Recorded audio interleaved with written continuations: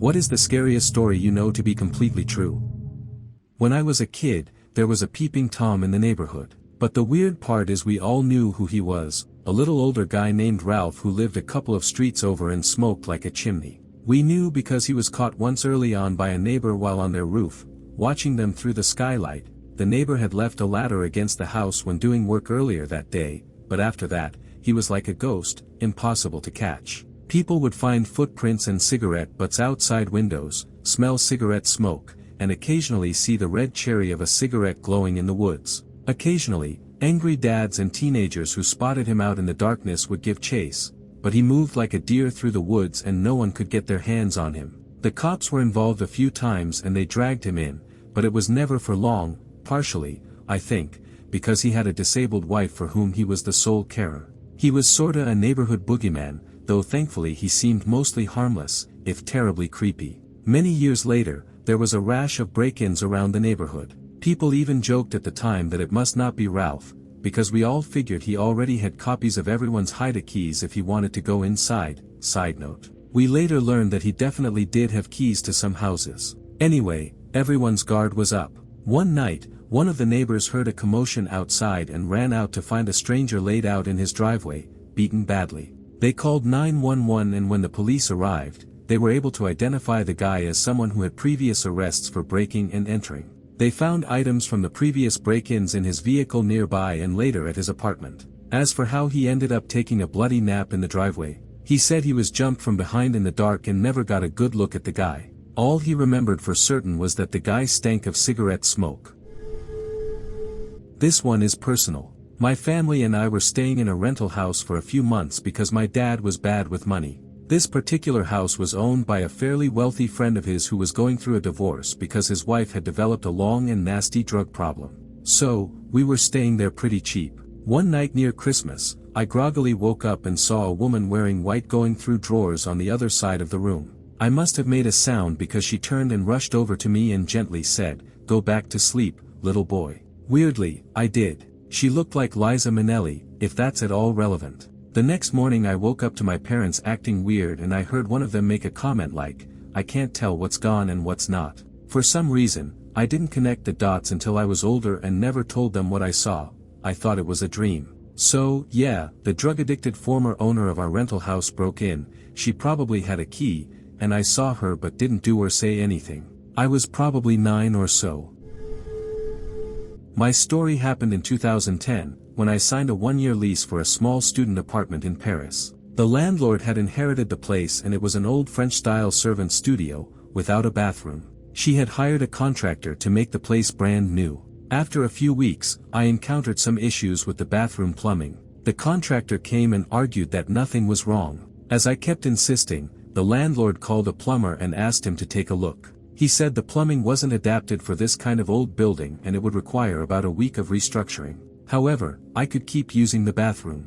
I was attending school at the time, so the landlord agreed to come by every day and keep an eye on the progress. Then 2 months later, I had problems with my kitchen sink. The plumber came and said it was a minor defect, but he found a way to justify it taking about a week as well. And then, a couple of months later, I had problems with the bathroom plumbing again, so he came back. He said it was because of the first contractor's installation and that it would probably be a recurring problem unless he could do it from scratch, which would take at least a month. The summer holidays were close, so we agreed he would just patch it up for now. By that time, I was so used to seeing him hanging around that I completely ignored his presence. That day, I was sick and stayed in bed all day in my pajamas. I made myself some tea and offered him some. When I gave him the cup, he grabbed my hand tightly and thanked me with an insistent and vicious look. It creeped the hell out of me. I was very sick, but I remember feeling this survival instinct, ready to fight him if he dared to do anything. I think he felt it, and he backed off.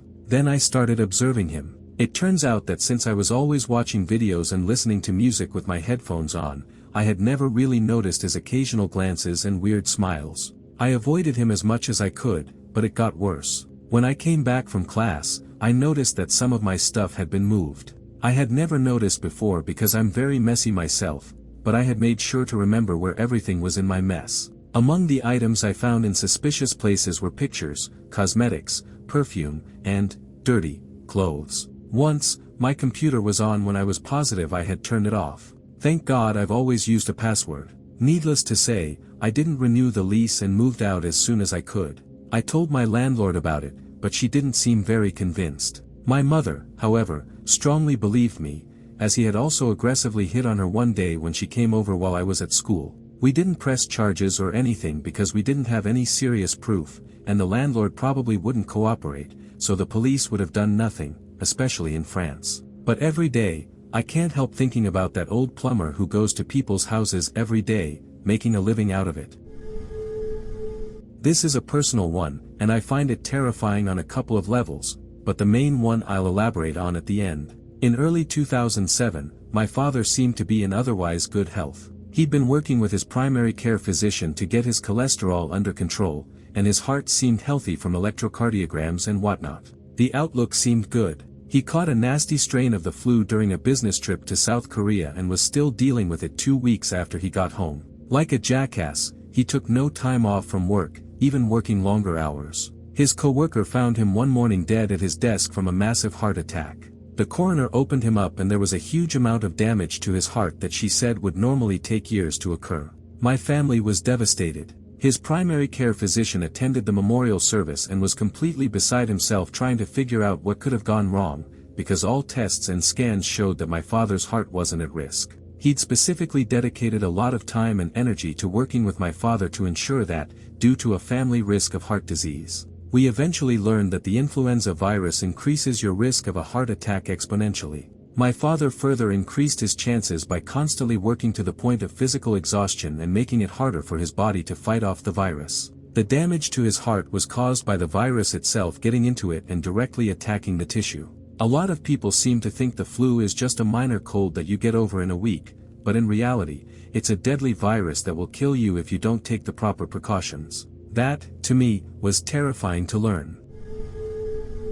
I was about 4 or 5 years old and my parents had just separated. My mom was living in a 2-bedroom apartment. I had my own room but I preferred to sleep in her bed whenever I was staying with her. Our 2 bedrooms were at the end of a hallway, directly across from each other. Our apartment was on the first floor and I remember that it was in the middle of the summer and my mom had a window open in her room, which was directly behind the bed, above the headboard. Anyway, I woke up in the middle of the night and remember sitting up and seeing our cat sitting in the doorway of my mom's room.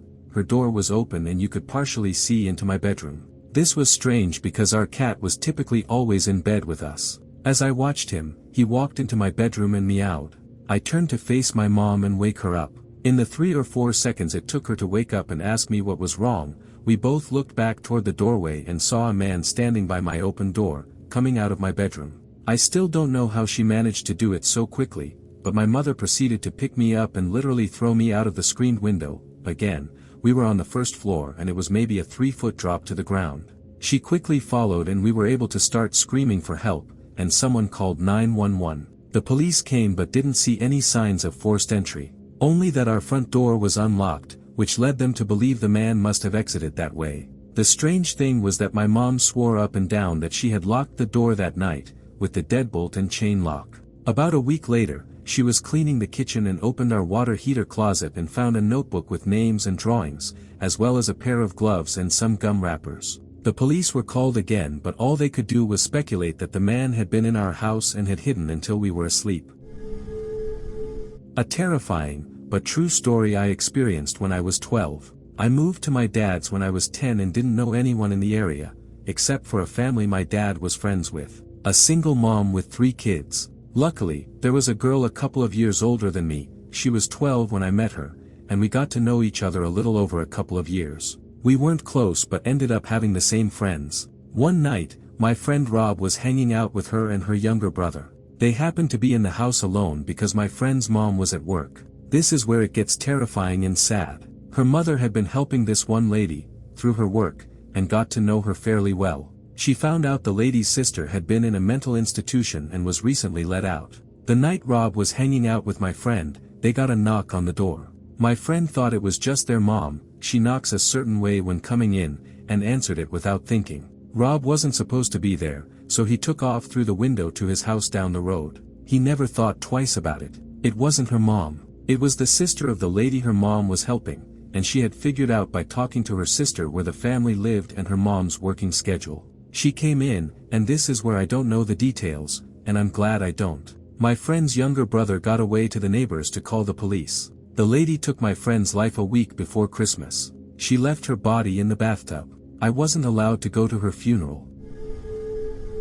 A close friend of the family, a single young woman, bought her first house back in the 80s. It was a small house in a quiet neighborhood. On a nice summer day, as she was moving in with her one small U-Haul's worth of stuff, most of the neighbors came over to introduce themselves. Anyway, as the story goes, it was warm, summer, with no AC. You could get houses with no AC back then, so she had all the windows open to try and let some breeze through. It was night. She was absolutely exhausted from the move, so she walked into her back bedroom and flopped on her bed. All the lights were on in the front living room and kitchen part of the house, but she didn't turn them on in the bedroom. She said she was just gonna rest for a few minutes and get back to putting stuff away, but she fell asleep. She said she didn't know how long it was, but she woke up to a sound. And then, once she got her bearings, she realized what it was. Someone was slowly and quietly trying to cut the screen out of that window with a razor blade. After the fact, we assumed the idea was that they would secretly enter the dark part of the house,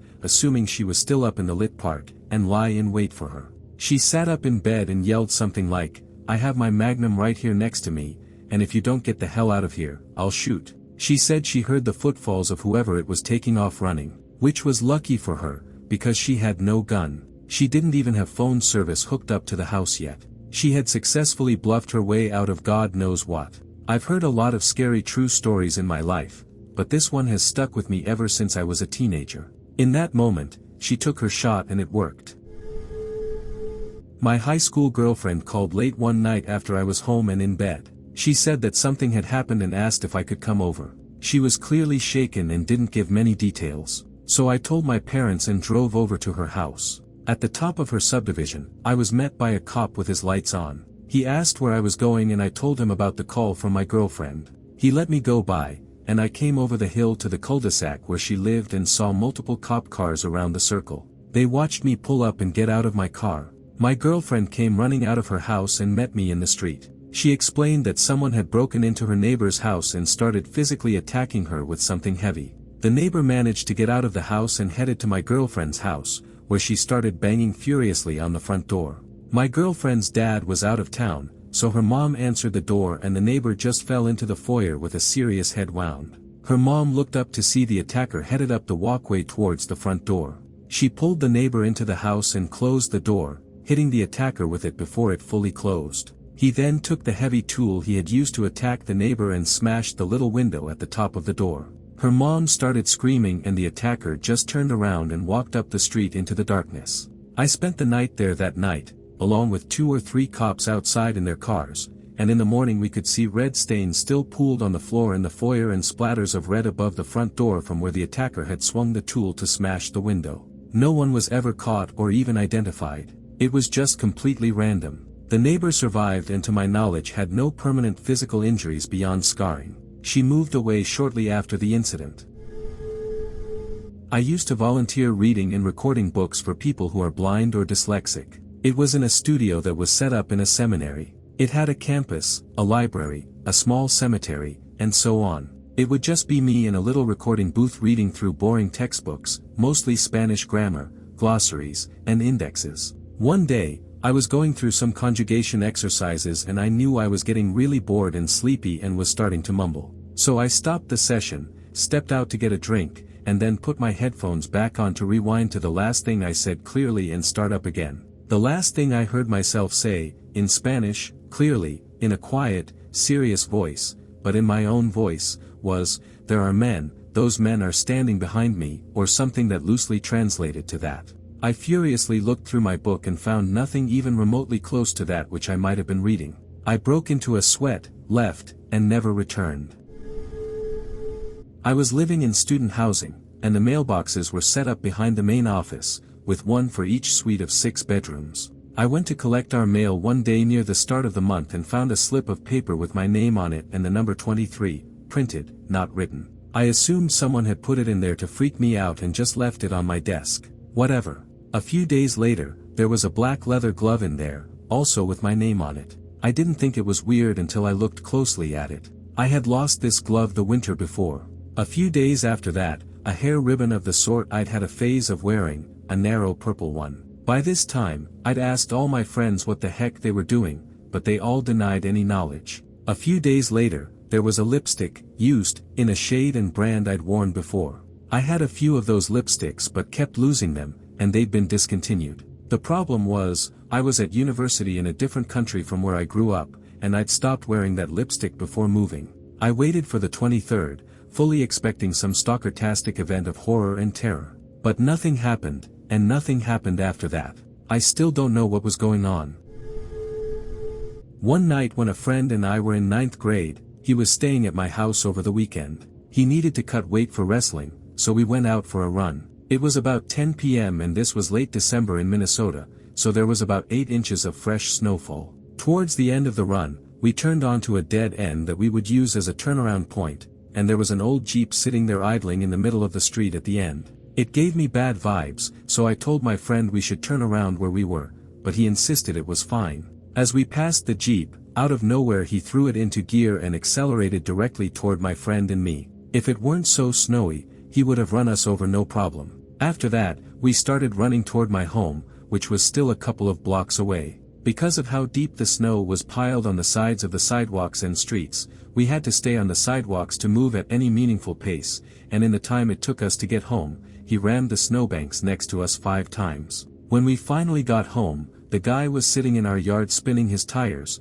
so my older brother, 19 at the time, grabbed an unloaded shotgun from our father's gun safe, then walked outside, pumped it, and leveled it at the Jeep. The guy drove out of our yard and ran over our mailbox, but my brother managed to get his license plate, so we called the cops. The cops did nothing about it whatsoever. They assumed we must have provoked the man in some way or that we were playing a prank. My brother gave the cops the license plate number, but we never heard anything about it when we reached out. My friend and I never went for a night run again, and we never saw that Jeep again. This was the late 80s or early 90s, and I was around 6 or 7 years old. I was at home with my sister, who was 14 or 15 at the time. We grew up in a small Texas town where everyone knew everybody. We were home alone this particular night, and my folks frequently let my sister babysit me. We always got along due to our age gap. Anyway, it was about 8 p.m. in the winter. Deserts get pretty damn cold, so it was dark, and we were in the common room since that's where the TV was. We were watching 60 Minutes, 48 Hours, Hard Copy, or some crap like that, those 1-hour news pieces on CBS that chronicle large crimes in depth. Well, the thing about the common room in our house was that the door leading to the backyard was a large glass door on a wall of floor-to-ceiling windows. There was nothing but blackness beyond it unless you had the back light on. We didn't. The front door was on the other side of the room with a small entryway. This was a solid door, so you couldn't see what was beyond it, with a glass storm door on the outside. About 45 minutes into the show, they were talking about the ongoing manhunt for this crazy guy, and suddenly there was some crazy loud banging on the front door. We jumped the hell up and screamed like banshees. Then, dead silence. The only lights on in the house were in the kitchen down the hall from the common room and the light from the TV. We started thinking something on the porch, we had some planters and a rocking chair out there, had simply blown against the door. This was West Texas, which gets crazy strong winds. Well, a minute or two of silence passed as we held each other after the adrenaline rush. Just when we were about to declare everything was safe, we heard the storm door on the outside of our front door close. Crap. Someone had to have opened that door to be able to bang on the front door like that. We were both frozen in the middle of the room on the floor where we had been watching TV. My sister crawled over to the TV and turned it off. It was an old TV, so you had to turn that metal dial to switch it off, which it did with a mildly loud thunk. Now it was just us in a room dimly lit by the kitchen light down the hall. I don't remember how much time passed with me frozen and my sister still crouched by the now off TV, but we kept making eye contact and then looking at the front door. I remember this part vividly. I was on my knees, sitting on my feet, and I turned around to look at the back wall of windows and the glass door. We heard and I saw the back doorknob turn. It was locked but not deadbolt. It rattled slightly as if someone was gently trying the handle. Neither of us made a sound, just held our breath. Then, a loud series of bangs erupted as someone tried to force the door open, just jerking it back and forth. The whole wall of windows was vibrating violently, and I could see with each jerk of the door how my slight reflection got fuzzy, then clear, then fuzzy. My sister lost it and screamed bloody murder. I was still frozen on the floor. She got up and basically dragged me into her bedroom, slammed the door, and threw her mattress and anything she could in front of it. Thankfully, she had remembered the phone, one of those ungodly heavy, beige plastic portable phones with a long metal antenna. We still had to direct dial the sheriff there, and in her panic, she didn't remember the number. She just hit redial on the phone. It was one of her friends, and she told them in broken gasps that someone was trying to get into our house and they needed to get there right freaking now. I was curled up on the floor and couldn't stop shaking. We didn't hear anything else until we saw the headlights of my sister's friend and her parents driving up to the house. We never did find out who was at the door or why. There were no signs of anything happening but a couple of scuff marks on the bottom of the back door that we couldn't remember if they were there beforehand or not. Nothing like that has happened to me or her since, but for damn sure, we never forgot to lock a door after that.